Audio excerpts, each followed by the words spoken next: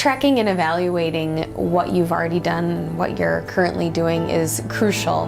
Making sure that if there is something that isn't working, that you know how to fix it. And the only way you're going to know that is by tracking it and evaluating it and making sure to analyze those changes that you're making. When taking a look at your analysis, it's important to think about internal changes as well as external changes. One method of looking at that analysis is called the SWOT method. SWOT stands for strengths, weaknesses, opportunities, and threats. The strengths and weaknesses are what's going on internally, what can you change internally, or what can you keep internally that's going well. With opportunities and threats, you need to look at what's happening in the marketplace. So opportunities would be things that are changing in the marketplace that would allow you to change what you're doing based on that new opportunity.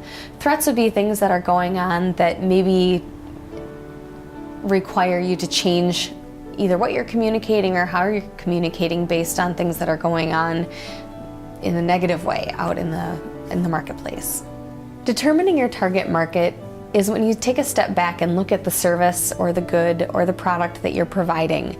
Who wants to take advantage of that? It could be a wide range or it could be a very specific group of people. Looking at the demographics of age, gender, race, family, orientation, all of those factors go into how you're going to market to that key demographic. There are really two ways to consider your target market and your key demographic. One way to think about it is who is going to want to purchase my goods, services, or products. Another way to think about it is who do I want to purchase my goods, services, and products.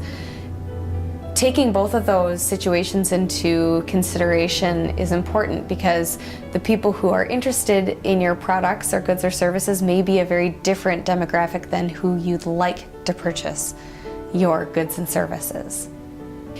Ensuring that once your business is up and running and you've been marketing towards a specific group of people, your target market, it's important to step back, look at who has purchased or come to you for help or with questions, and reevaluating if that demographic or that key market is actually different than you originally intended. And be sure to look at that from time to time to see whether or not your marketing needs to change.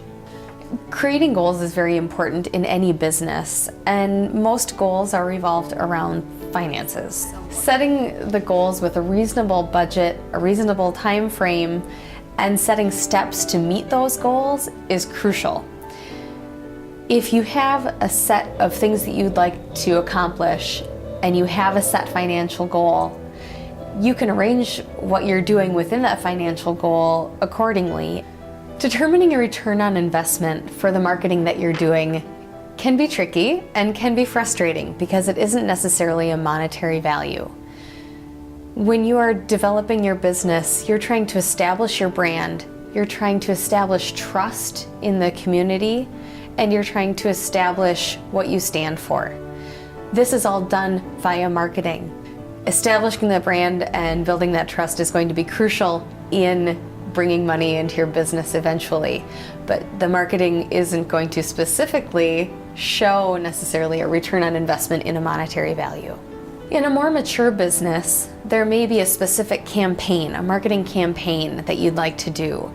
This campaign may be a little more linked to a return on investment in a monetary value because you are going to hear from your customers and your clients that because of that marketing campaign, they're bringing you business. That's when you can really start to put numbers into what you've gotten from a marketing campaign. In trying to establish your brand, you're really speaking to your target market.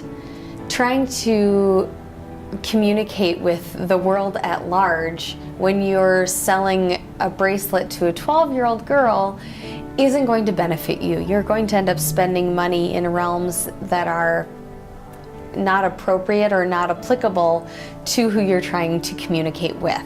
So making sure that you're marketing in the right niche, in the right market, is going to benefit you, and your return on investment is going to be a lot greater.